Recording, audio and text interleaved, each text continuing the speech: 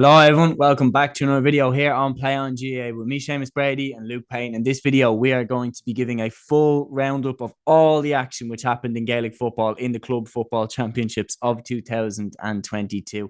There is so much action that happened over the weekend. We're going to try and run through the lot of it, but we may miss a couple because there is so much action, Luke. But again, so much entertainment. Talking about some of the results here, the Dublin Football Final, the drama that happened in the Mayo Semi Finals. The victory there, the Meath Final was absolutely bizarre, the stuff that went on in that game. Just pure entertainment all around the country. Yeah, definitely. And look, I think this was the amount of county finals that were on this weekend as well. So when we were running through it as well before the show and everything as well, just on trying to remember each and every one of them as well. Look, and hopefully we're able to touch on everything here as well, and not forget anything or leave anything out. So yeah. Yeah, well, we're going to start with the Dublin final, of course. Kilmacud Crokes 11 points, Nafina 10 points. Kilmacud Crokes back-to-back club champions in Dublin, potentially going for now the double-double. They're one game away from the double-double, which is absolutely incredible. You have to give first props to Kilmacud that they're able to achieve that level of dominance over the capital. The amount of competition in the Dublin Club Championship is well known, but Crokes starting to build, a streak of dominance potentially. Yeah, kind of scarily. I think a lot of people in Dublin club football are looking at a little bit that I think that the next couple of years could be very much Kilmacud dominated. I think the thing that kind of goes under the radar a little bit is that Kilmacud are potentially gonna be winning a double next week with two entirely separate panels as well. So like that's the thing. I think Brian Sheedy's the only player on both panels, and he's not really featuring for the footballers much as well. He might be getting the odd minute maybe coming on at the end, but other than that, it's like there's nobody on both panels. So it's completely different players. So I think it's just showing that the numbers that Kilmacud have as well. Look, it's no secret that for ourselves that have been involved with Dublin club football for a while and stuff, and then looking at underage as well. You look at every age group, and Kilmacud are steamrolling teams all over. So the production line coming through is just ridiculous. I think, look, in 5 years, they could be that team could be absolutely freakish because every single one of those teams, like it seems to be producing five or six Dublin underage players, kind of between the two codes. So yeah, I think with the way it's going at the moment, I think Kilmacud are here to stay, and that yeah, look, the addition of Shane Walsh this year has probably won them the title this year. But if they can get years in future, if Shane Walsh sticks around, if Paul Mannion to come back into that team as well, that like I think it's they're building something that's quite special. I think right now. Oh yeah, without doubt. Just to put into perspective the numbers that they have, a few years ago, Kilmacud Crokes had more under 14s than the whole county of Leitrim. So that puts it into perspective how big Kilmacud Crokes are, and they literally are a county.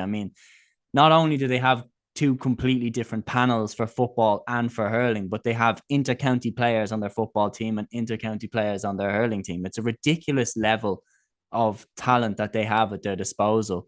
But let's talk about the actual game itself. Shane Walsh did play a pivotal role. He hit 4 points, got banged up pretty bad, had to have a bandage on his head, had to be taken off as a blood sub, was roundly booed by the Nafina fans as well at the start of the game whenever he touched the ball.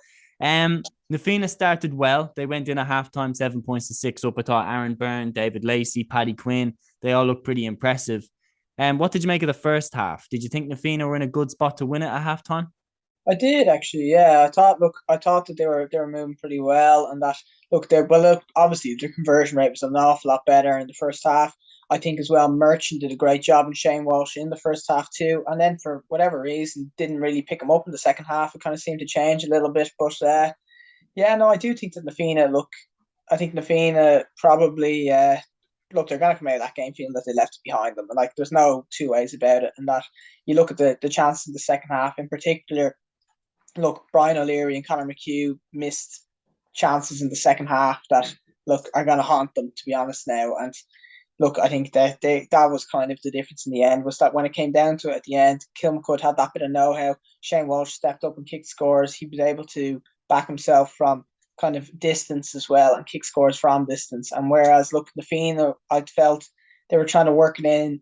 They were working it very close to goal. They only had kind of specific players that were kind of instructed to shoot as well a bit, and then those players in the second half just didn't take their chances too. So I think that was the losing of it for him in the end was basically just the conversion rate at the end. And I think that's kind of the common consensus is that everyone's kind of come out of the game in the end is that, look, if Na Fianna had taken their chances, they should have won that final. They were 2 points up at probably about the halfway stage in the second half, and they had some absolute gilt-edged chances, like particularly the O'Leary one as well, to get it out to 3.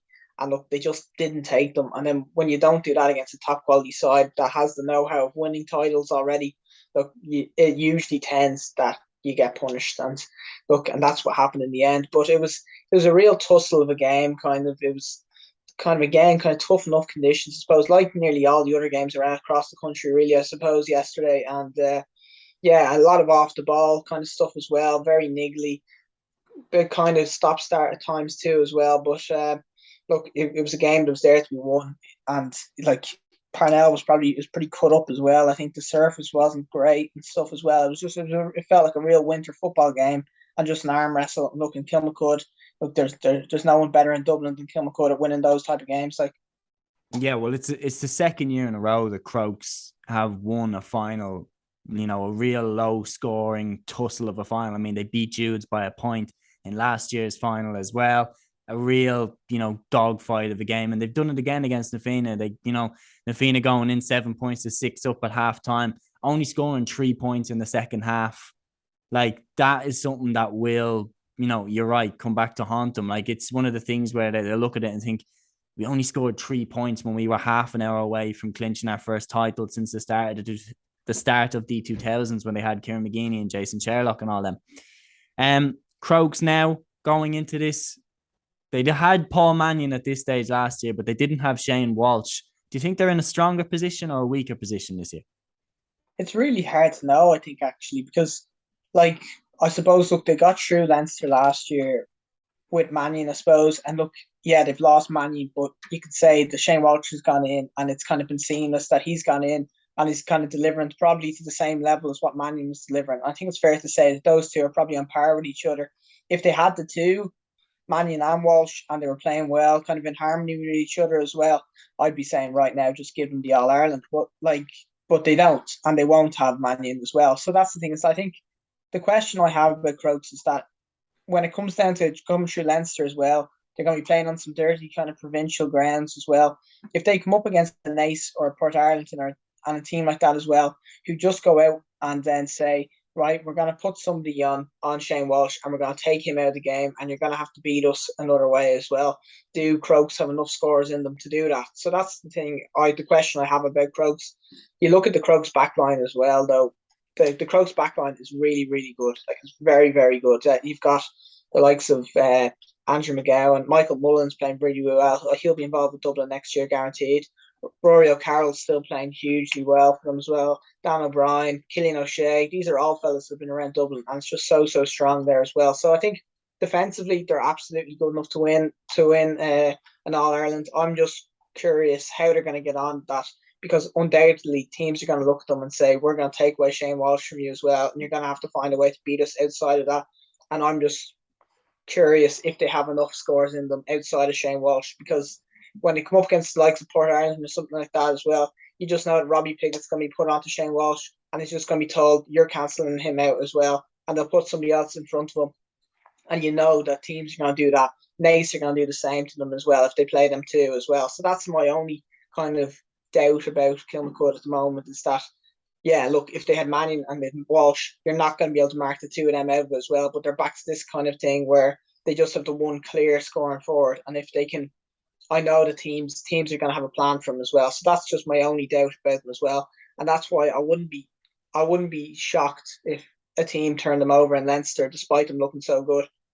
Yeah, I feel like, look, this is the time now for Darren Mullen to step up as well. He's been kind of poking around the Dublin senior football team for a few years now, but if he's ever going to stand up and be counted, because you are right, Shane Walsh is going to get all the best defenders in Leinster put on him. He's going to get Robbie Pickett if they get Port Darlington. He's going to get Owen Doyle if they get Naas.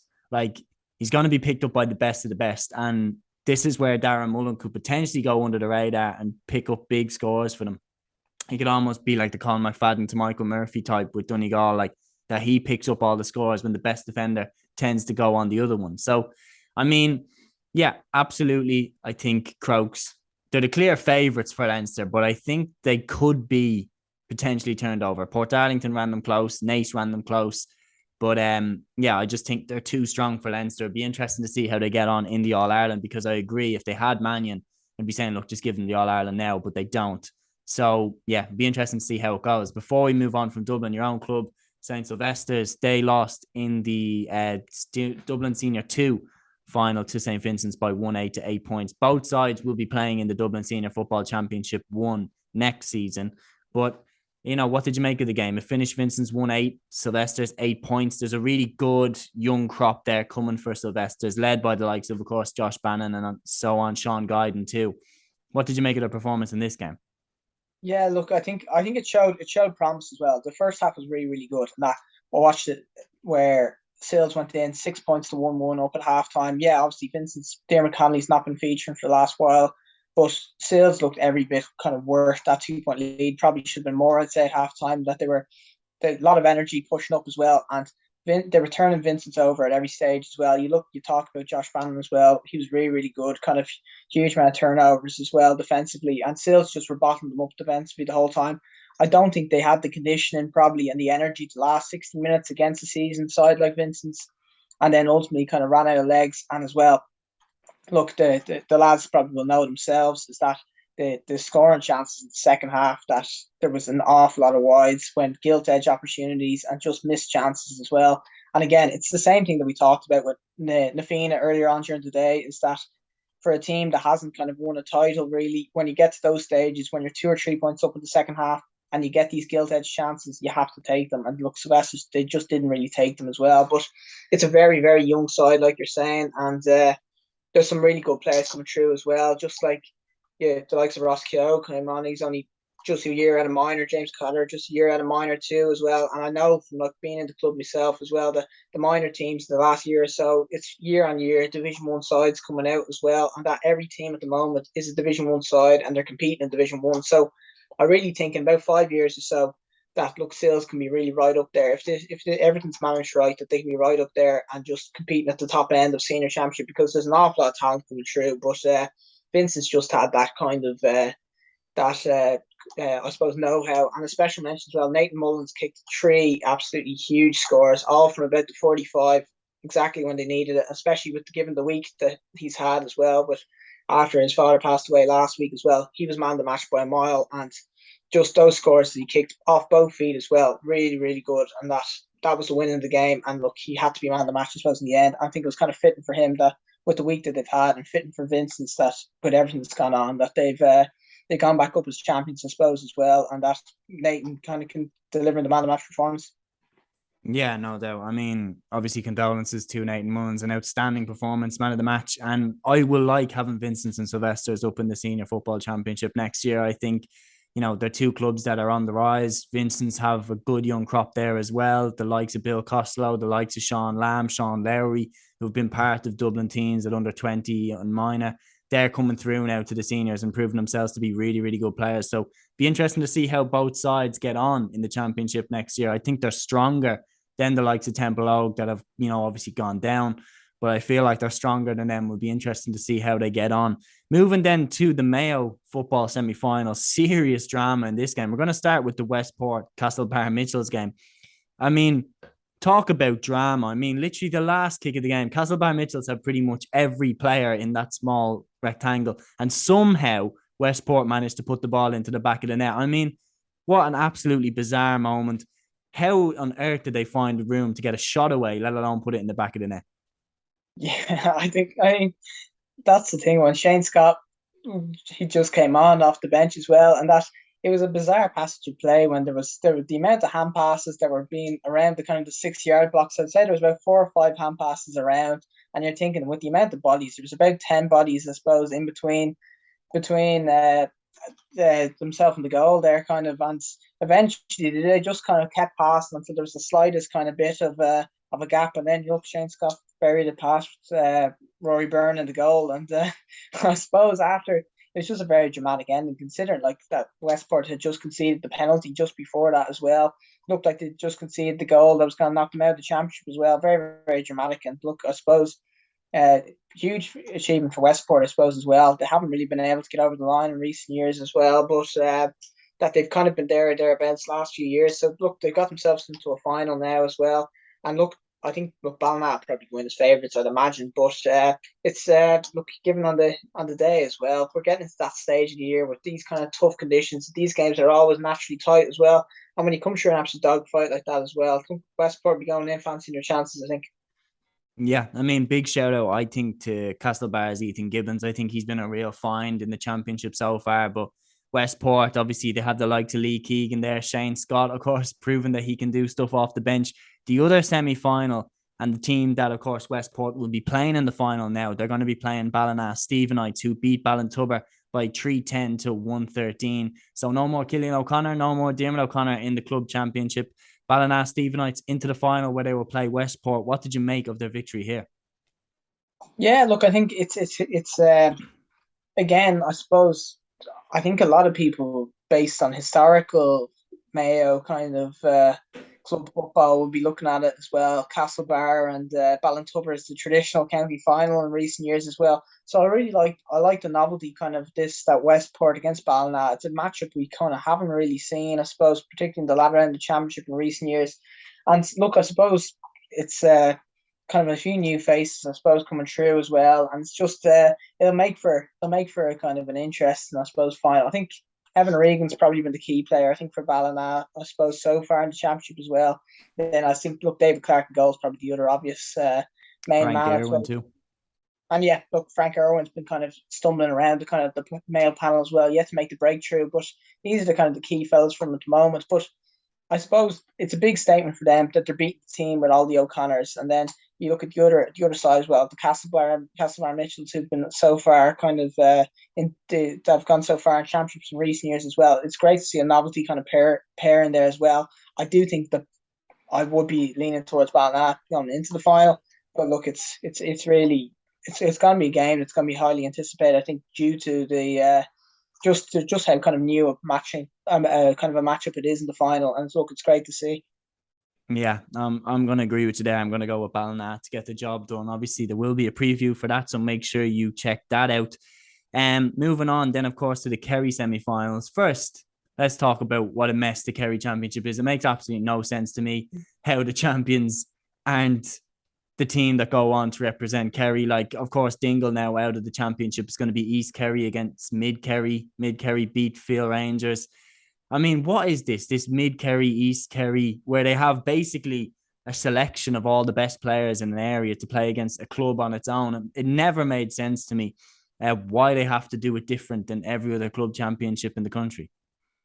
Yeah, and look, I was trying to, even before we went on here, I was trying to look up the ramifications of it as well. Was that who's actually going to represent Kerry in Munster now as well? And I assumed that it'd be Dingle because they went the furthest in the championship and that they're the only club left in the Kerry Championship. But I actually don't even think. I think the winner of the early, I believe. Parents O'Reilly, after winning the early championship, apparently are going to represent them in Munster now or something. But look, it doesn't really make any sense to me. And that, look, if Dingle hadn't kind of like conceded the wonder score to Paul Murphy, I suppose, at the end, and then it got through the final, and then ultimately they probably would have been favourites against Mid Kerry, I'd say, in the final. And so if Dingle has won that, then they are representing Kerry in Munster. But like it doesn't, I don't know. I don't think it's the greatest model ever now as well. And it must be a bit of a sickener, I think, for Dingle that after training so hard for the likes of Paul Gainey, Thomas Sullivan, these fellas, all the Gaineys, I suppose, that these kind of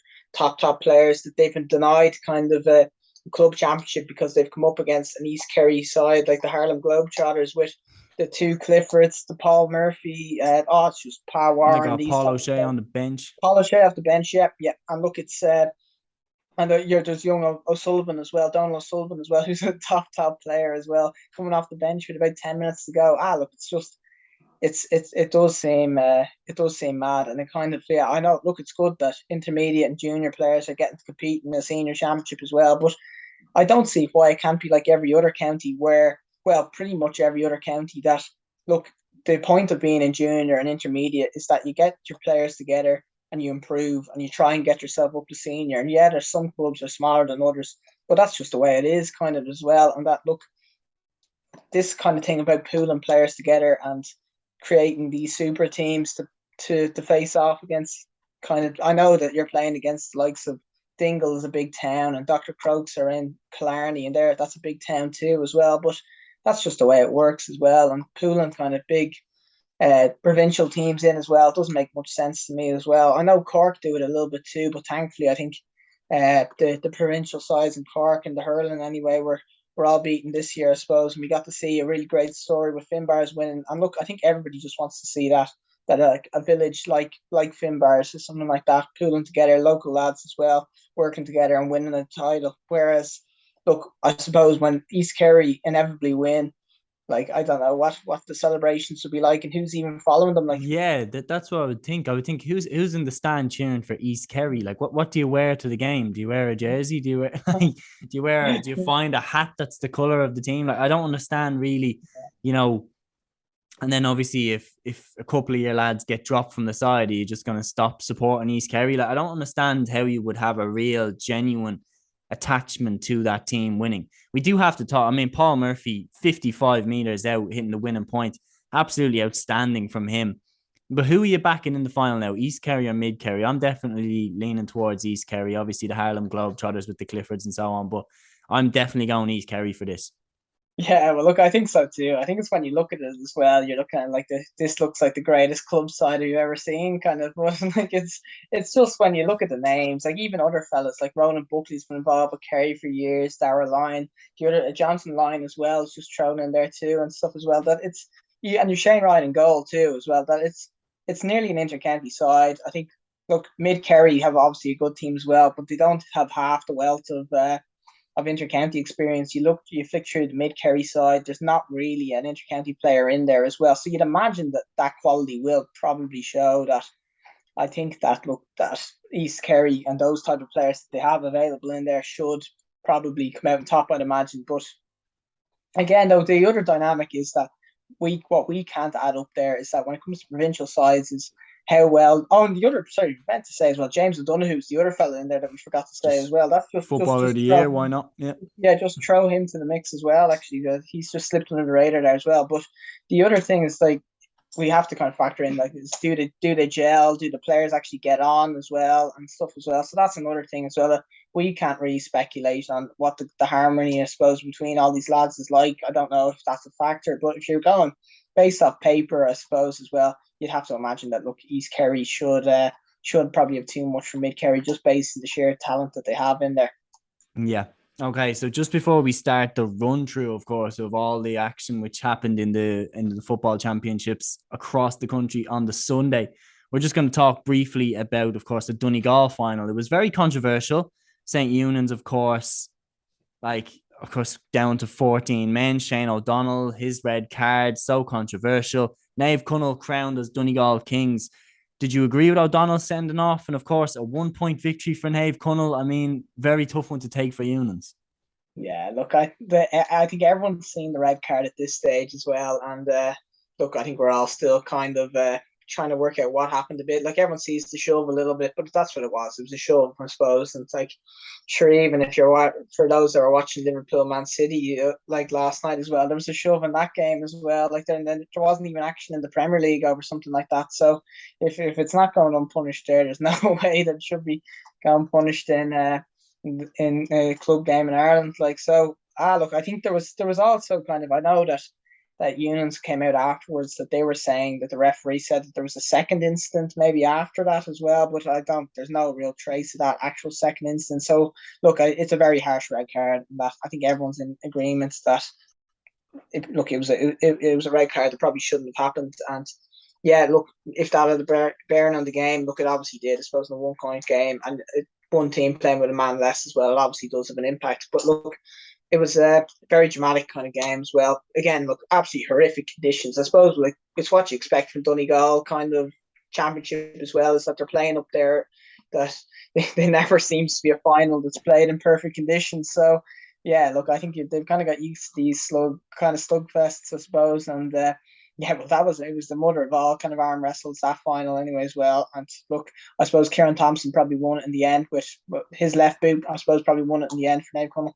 Yeah, I was just going to say that. I mean, Kieran Thompson absolutely led the way, scoring 1-1. Scoring 4 points. Charlie McGuinness got 1-1. Jack McKelvey getting a point as well. Brendan McDyer scoring twice. I mean, for Unions as well with the red card for Shane O'Donnell, what the kicker is they're not just losing any player. They're losing arguably their best player. I mean, they're losing a Donegal starter, someone that actually really impressed me at wing forward, particularly in the league. So, I mean, yeah, they'll definitely be stirring over that one now over the rest of the winter, watching Naomh Conaill go on in the Ulster Championship. But yeah, do you give Naomh Conaill a chance really in the Ulster Championship? Do you think that they can go far?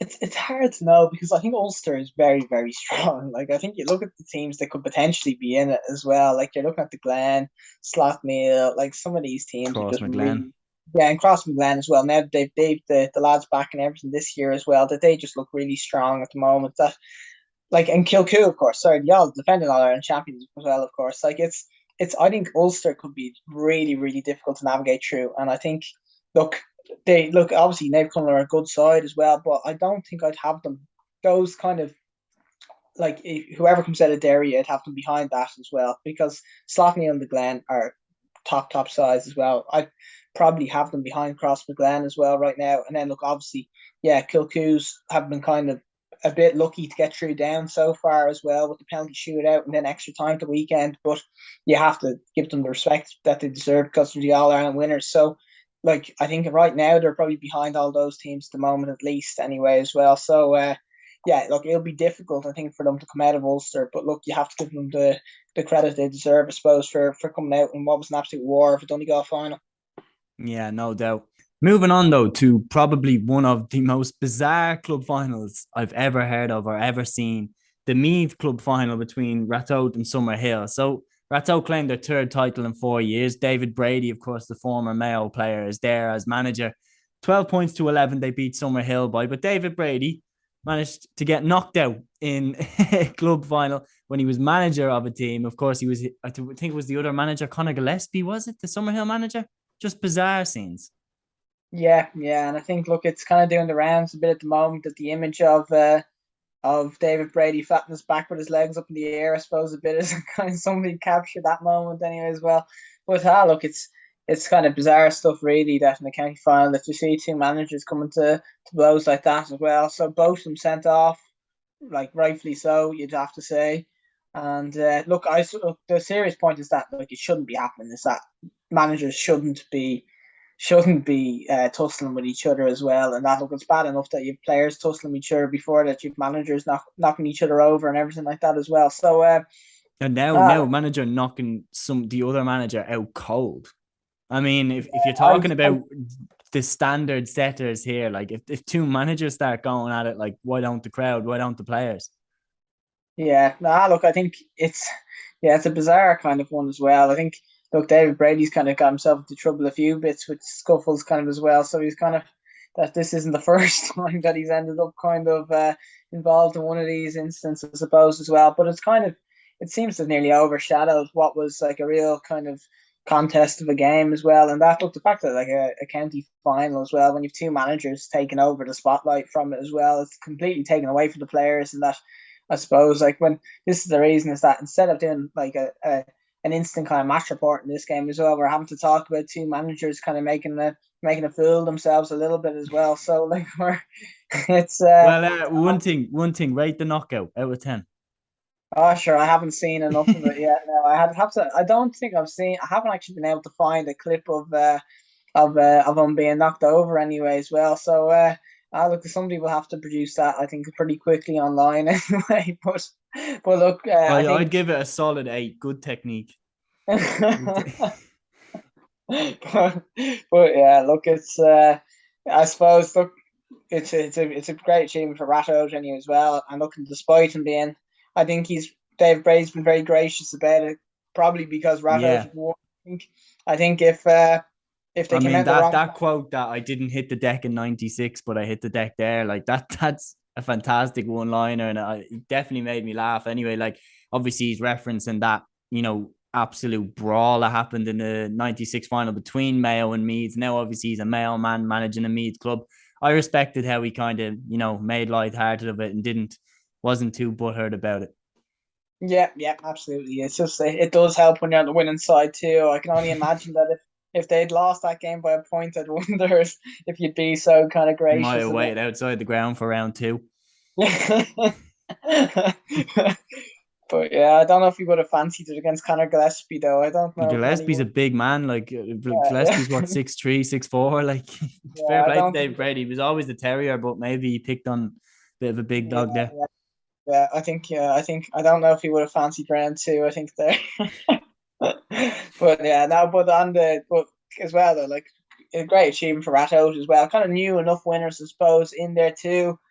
Some good players in there as well. Like Brian McMahon's still probably the main scorer getter for them as well. Eamonn Wallace as well. He's kind of went from wing back, kind of got forward and kicked three scores. Different of a bit of a different role to what he's been playing with for Meath. So yeah, look, some good players in there as well. Kind of interesting to see how they get on in Leinster. I'm not sure if the quality in kind of Meath club football right now is probably at the same level as some of the other counties in Leinster. You're even looking at Naas and you're looking at in even the Laois Championship as well. So I'm not sure if Meath are kind of at that level right now that they're able to compete for Leinster titles too. But so it'll be interesting to see how they progress in there as well. This will be kind of a bit of a first for them in a good while. The Rat Out will be going into a Leinster Championship. So yeah, they'll have a big enough task ahead of them, I suppose, in Leinster. But look, uh, it was a game that was there to be won, and despite all the side piece that went on as well, there was a game of football played too, and look, they came out on the right side of it as well. Yeah, no, you have to give them credit for that. I think Eamon Wallace at wingback definitely is, obviously Colin O'Rourke, the new Meath manager, was in attendance. I think that's something that he should definitely look into because, I mean, Wallace has absolutely blistering pace. And when he was played in the inside forward line, I feel like he didn't really get a chance to use that pace. We've seen, I mean, how many wingbacks have blistering pace and it's such a weapon for the teams. I mean, you're talking Gavin White, Jack McCaffrey, Owen Merchant, all these lads that play wing back that are, pretty good going forward. I mean, Eamon Wallace could potentially be that outlet for Meath in the future. They already have Carl Hickey potentially on one side, throw in Donald Keoghan centre back. That could be a really strong half back line for Meath in 2023. Obviously, we got so much finals to get through here. We're going to look real briefly, though, at the Cavan Final, of course, and the Down Final. So I'll just ask you for opinion on this one. Of course, Gowna recently became the first side in Cavan Football Championship history to win a club championship match that was aired on RTE. They won that semi-final. Of course, Conor Casey scored a belter of a goal in that semi-final. They beat Killygarry by 2-13 to 1-9. And Kilcoo and Down, more of a survival, really. They retained their Down football title, beating Warren Point by 113 to 15 points, but they needed extra time to do it. What's your opinion on Gowna going into it? And then, of course, the reigning All-Ireland club champions, Kilcoo. Yeah, look, I suppose Gowna absolutely kind of eased to victory, I suppose, as well. That look, they were very, very comfortable, I suppose, and got over the line quite handily, I suppose, in the end. I think the Oisin Pearson goal at the end probably was reflected the scoreline, that goal going in as well. And then look, they've other good players like Keane Madden in that team as well. So look, there's some serious kind of talent in that team as well, and they've kind of cruised to Cavan, I suppose, as well. So look, a great achievement for them. And look, they never, from all accounts anyway, as well, is that they were never really in any trouble at the weekend, and then just kind of came through it as they needed to. Whether that translates into Ulster as well and how they go on that as well. Look, we've already talked in the episode already, I suppose, is that how good Ulster is this year. So that's really, really difficult to predict how they get on as well. But they've the makings of a very solid team there as well, and a team that won't be rolling over to anyone as well. So, but I think that kind of sums up a lot of teams in Ulster right now. Is that there's going to be a lot of solid teams, and look, if there is a few shocks up in Ulster, I wouldn't be surprised at all. Like, and look, particularly Kilcoo now, as we're going to talk about, is that they've had to come through two absolute wars that are going to really take it out of them. The penalty shootout, like, yeah, I mean, personally, I think Kilcoo aren't getting out of Ulster. I'm saying it now. I think that they give off this kind of energy that like they've achieved what they wanted to achieve, and I don't think they have the same hunger that they did last year. And I can see them being caught by particularly whoever comes out of the Derry Club Championship. Yeah, well, look, I think it's a good point in that. I think that they've obviously they lost the management from last year as well too, and that there's a change in that as well. And Mickey Moran's no longer involved, and that look, I suppose it's a bit of a change for them as well.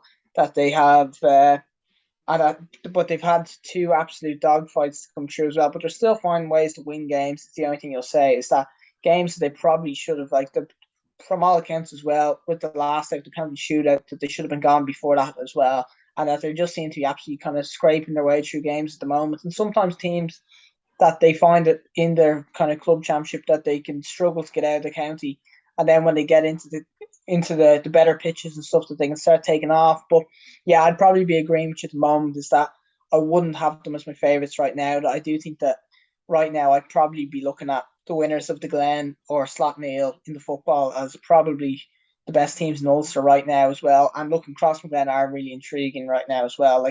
Remains to be seen if they are the finished product, or if they are kind of at that level as well. But they seem to have, on paper anyway, at least, to have a really, really tasty team as well there. So look, I think Ulster, it'll take somebody pretty brave to predict what's going to happen in Ulster as well. But look, a special mention to Gowna as well. They came through, they've done everything that they possibly can in Cavan.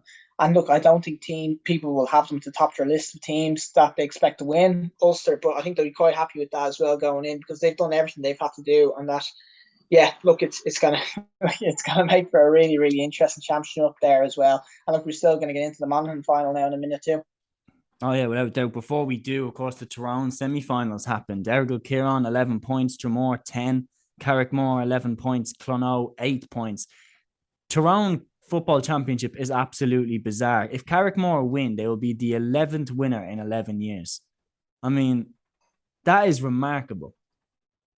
Yeah. Look, and I think we all know the stories from the last couple of years up in Tyrone, that there's teams coming from with all sorts of barren spells as well that haven't won titles in such a long time, that have got over the line as well. So look, I think it's without doubt the most competitive club championship in Ireland at the moment as well. And look, even looking at the scorelines of the semi-finals as well, based on all reports that I've heard from the games too, really, really keenly fought contests as well.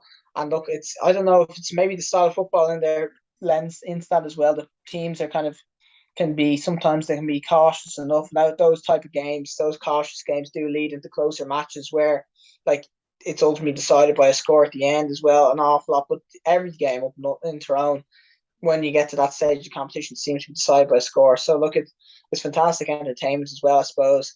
Look, I think Errigal Kieran would be the favourites anyway as well. But again, it's a really, really good contest. They haven't really been able to.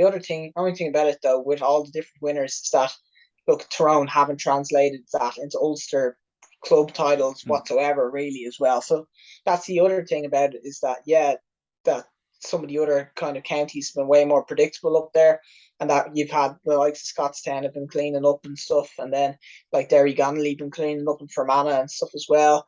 They've been having more success in Ulster, whereas with Tyrone, with the unpredictable nature of it, they haven't really been competing for Ulster titles as well. So I'll be curious to see if that continues. And look, based on previous years, you'd imagine that the winner of the Tyrone Championship, they probably won't be at the top of the list of favourites as well for Ulster. Yeah, I mean, without doubt. I mean, if you're talking the last 10 years in terms of clubs that have come through the championship, and you're thinking, okay, pick a club when you think of Armagh, you're thinking Crossmaglen. In the last 10, 15 years, pick a club for Derry, Slaughtneil, pick a club for Monaghan, Scottstown. Down, you're thinking Kilcoo. But for Tyrone, who do you put forward? It's been a different one every year. Carrickmore do have the kind of fate and the weirdness of how there's been a different winner every year. They have that in their favour, and obviously they've got a good squad there. I am going for Kilkieran though. The Canavans have just been fantastic. Peter Hart is there as well. I'm just going for them to get over the line in that game. And then, of course, we do have to talk about the Monaghan final. The team that I said that I would think of when I would think about Monaghan football, they got beaten in the final. They got beaten by 111 to 1-8 by Ballybay. That was Scottstown getting beaten there.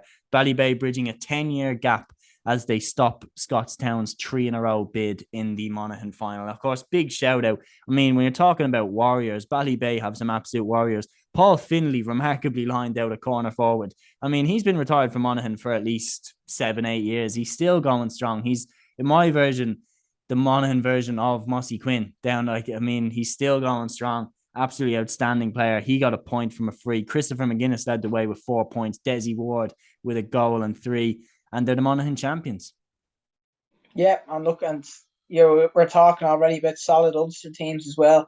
Like that team has the Wileys in there as well. Like Drew Wiley's really getting on now as well. I think he's 35 too. You've Ryan Wiley in that back line as well.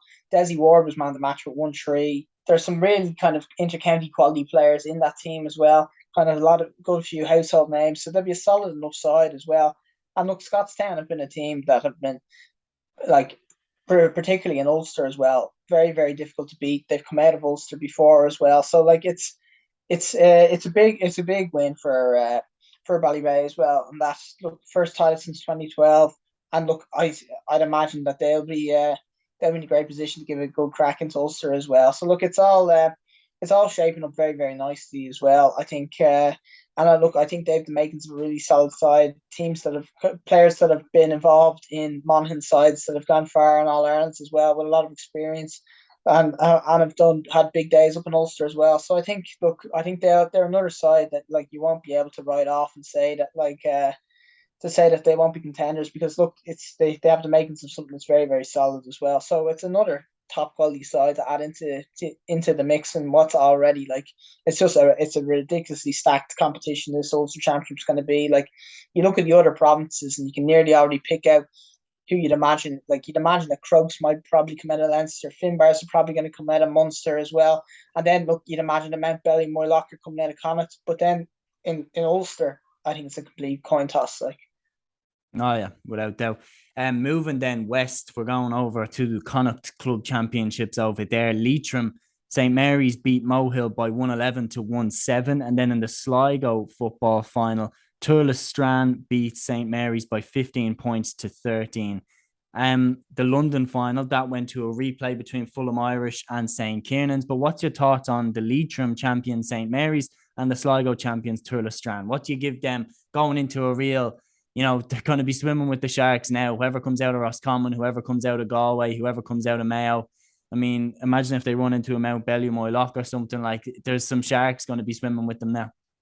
Yeah, definitely. And look, Turles Strand, that was 7 in a row for them as well. So I think it sums up the dominance that they've had in Sligo. But then, like, it shows the gap between themselves and I suppose Galway and Roscommon club football just seems to be running Connacht for the last little while, and it just sums up that like they've come out for the 7th. This will be the 7th time in a row coming out as well, but yet to kind of really make a dent in the championship as well. So look, it's a great achievement for them winning 7 in a row, I suppose, in the county, but they are that bit behind, I suppose, as well.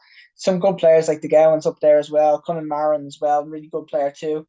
And then look, I suppose it's as well. Look in the Leitrim title as well. I suppose coming back from the deficit as well there at the end. That St Mary's, I suppose, it was a great victory for them as well. Mohill have had some big success, I suppose, in recent years up there. So a new kind of team coming out of Leitrim as well. Mary's haven't won it in a little while too. So I think, look, you would fear for them a little bit that if they're to come up against Mount Bellew, or I know that they have to come out of Galway first and they're not guaranteed, but if they have to play on a dem, if they have to play Ballina, or you would fear for them slightly as well. But look, it's the fact, the big thing for teams like St Mary's is that they've won their county title, they've come out of it as well, and look, it's a huge achievement for them.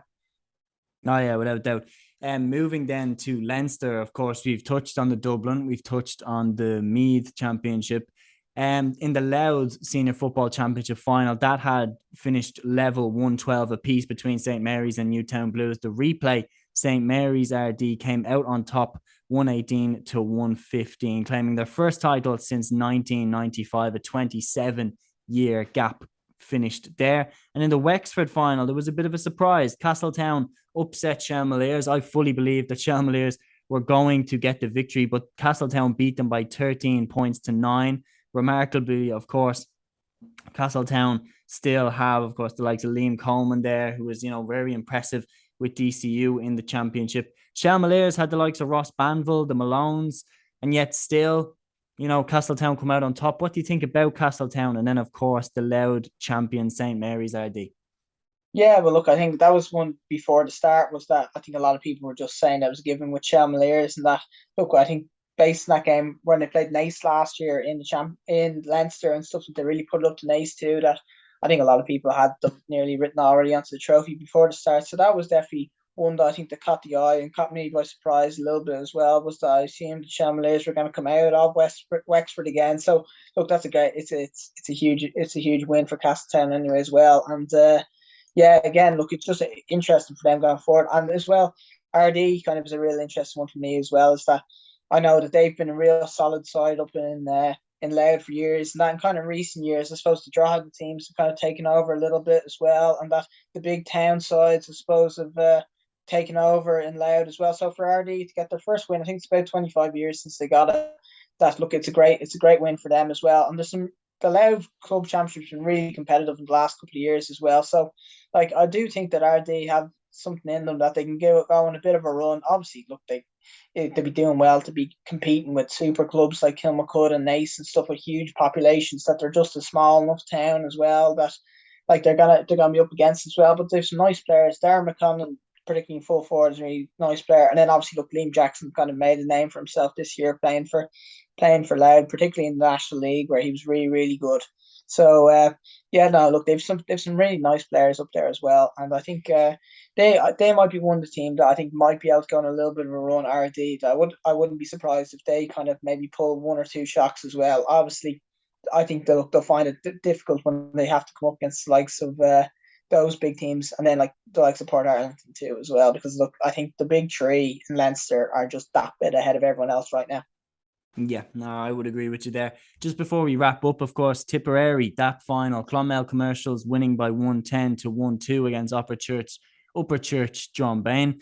1-8 in 12 minutes in the first half for Clonmel Commercials. I mean, that really is going to win you pretty much any game. If you go through a spell where you concede a goal and 8 in quick succession, I mean, you're not going to come back from that, really. Yeah, it was a bizarre kind of game where they fired in 1-8 really, really quickly. Only hit 2 points for the rest of the game. No score as well. Yeah. And look, the fact that they that it was in 12 minutes to score 1-8 and then only kicked 2 scores in the rest of the game is really bizarre, I suppose. And that it's something you rarely see, I suppose. But it was an absolutely they came out of the blocks possessed, I suppose, as well. But look, they've Clonmel have kind of one of these teams that have been thereabouts for a little while. That they've like everybody knows of them, that their exploits in Munster, that they've been there in Munster, they've competed in Munster already before, and look, they'll be quietly confident, I'd say, as well, because they have that bit of experience. They've got the Kennedys in there as well, Lonergan around centre forward, Michael Quinlivan's back, he's playing for them as well, hasn't involved with Tip, but he's back there playing for Clonmel. So they have some serious players. Sean O'Connor as well. And O'Reilly in goal as well is a fellow with Tip experience too. So they've got some real talent, I suppose, in that team as well. And I think they'll be quietly confident in Munster as well, because I know, like, you look at the teams as well. Kerry teams, we've already talked about the mess it is, the Kerry Club Championship, that I suppose Cairns O'Reilly won't be inspiring fear in Munster based on the fact that they're knocked out in their own quarter final and their own championship. So I think based on that, like, Finbars will be there obviously as well, but they've got hurling to worry about now too. So they'll be doing a bit of, if they get out of Cork as well, they'll be matching those kind of as well. Clare, you potentially Errol Guinness could be coming out in both as well. They're balancing football and hurling too. And then look, you've got Limerick champions, kind of Waterford champions. I think Clonmel will be looking at it and they'll be quietly confident. I think looking at Munster as well. Yeah, again, they won't be the favourites. I'd still think that if they come out of Cork, I think Finbars are probably the best team in Munster right now. But I think Clonmel will be quietly confident going into it. Yeah, and just before we wrap up, speaking on the 17th of October 2022, who are you picking to win the club championship right now? Who is kind of surging ahead, putting you on the spot in a really, really bad way? Who would you kind of be tipping? It's really difficult because it'd be mad to predict Mount Ballymoylock considering they haven't even won Galway yet. But I think that when they get into the wide open kind of pitches as well, if they can just get their way through the kind of the slugfest, I suppose at the moment, I think they could be really, really good. Obviously, I think the Derry champions between the Glen or Slaughtneil could be right up there too. And then look, I suppose the obvious choice is that look, Kilmacud have so much strength and depth that they could be thereabouts as well. But I think right now, if I was kind of pressured to pick one, I'd say whoever wins the the Derry Championship will have as my early favourites, I think, for the All Ireland. I think that the standard up there is just really, really good at the moment. And I think I'd be leaning towards one of them. And then maybe Mountbelly Moylockus maybe is my other team that I'd put an early punt on as well. But there's an awful lot of football to be played. And that the fact that I'm predicting teams that haven't even won their county championships yet kind of sum up the how difficult it is to predict at the moment. I think the football is very, very hard to predict right now. Like if you were to look at the hurling side of things as well, you can already say that look, the chances are you can nearly whittle it down to 3 teams between Ballyhale and the Piercic and Ballygunner. Whereas in the football, I just don't think you can do that right now as well. There's just too much kind of good teams at the moment. And you can even look at the likes of Naas. If Naas get on a bit of a run as well, they come out, they could be a really good side as well. So like I think there's just some serious outfits in the football, and everyone seems to be kind of on par with each other at the moment. So look, there's an awful lot to be played, and I can't wait to watch it, particularly Ulster for in the near future. Oh yeah, without doubt. And just before you wrap up, your moment of the weekend. Yeah, it's a tough one to call. I suppose maybe probably the one that probably stands out based on just from what I was watching, I suppose. Well, other than David Brady being put in his arse, I'd say would be would be probably Shane Walsh's kind of point taken, I suppose, at the end. And that look, yeah, it's been so publicised, his transfer to Kilmacud and all this stuff as well, like the booing and all this sort of stuff as well. So for him kicking those kind of the quality of scores that he kicked as well was probably the most memorable moment of the weekend, other than David Brady, of course. Me personally, I'm going to go for the late goal. Shane Scott, that late goal against Castlebar Mitchells for Westport, that just madness. Yeah. I mean, what was even going on? It reminded me a lot of, the drills that you do where you have the small square and you have to just hang on to the ball for as long as you can. You have to get like 10 hand passes in a row or something. It kind of reminded me of that, just the amount of people around, and for him to be able to work a shot, I mean, absolutely incredible. My pick to win right now is Kilmacud Crokes. I think they've got an outstanding defense, a really strong midfield pairing, and then if they can get Paul Mannion back, I know that they're saying that he's out, but I mean, imagine if he came back for the semi-final or the final. Shane Walsh, he's probably the best forward in the club championship that's left. So the fact that they've got him, and the fact that now he's battle hardened, and he's like, yeah, I'm a Kilmacud Crokes man now for the remainder of the club championship. I'm going with them to get the victory. So yeah, that is the episode here on Play on GAA, guys. We've gone through every single club championship that we've been able to find that happened over the weekend. Please let us know what you thought about the games as well. And until the next one,